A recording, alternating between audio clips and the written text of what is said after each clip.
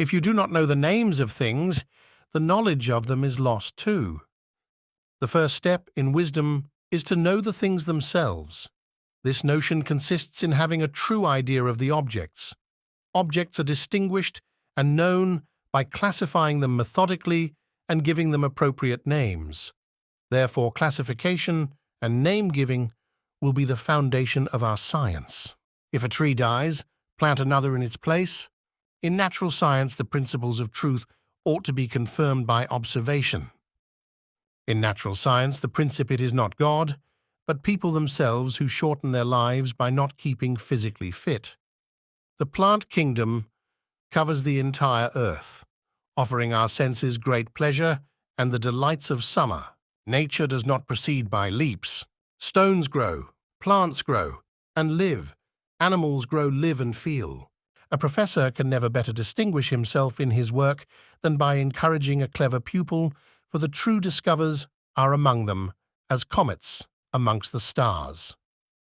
As one sits here in summertime and listens to the cuckoo and all the other bird songs, the crackling and buzzing of insects, as one gazes at the shining colours of flowers, doth one become dumbstruck before the kingdom of the Creator.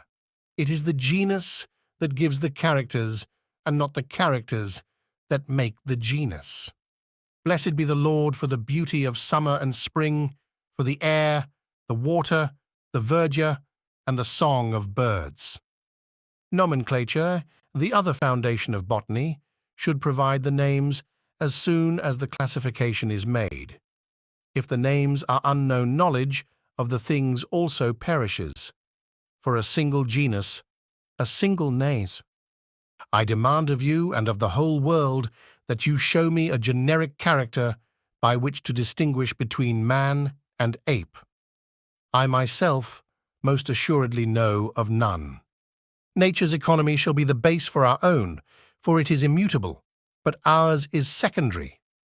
An economist without knowledge of nature is therefore like a physicist without knowledge of mathematics. When all the thoughts are concerning one thing and the person loses interest in other things, the melancholy begins.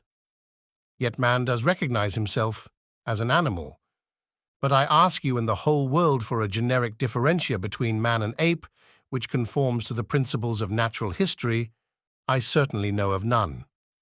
If I were to call man ape or vice versa, I should bring down all the theologians on my head. But perhaps I should still do it according to the rules of science. No one has been a greater botanist or zoologist. No one has written more books, more correctly, more methodically, from personal experience. No one has more completely changed a whole science and started a new epoch. Natural bodies are divided into three kingdoms of nature, viz., the mineral, vegetable, and animal kingdoms. Minerals grow, plants grow and live, animals grow, live, and have feeling. A herbarium is better than any illustration. Every botanist should make one. To live by medicine is to live horribly. The species and the genus are always the work of nature, i.e., specially created, the variety mostly that of circumstance, the class and the order are the work of nature and art.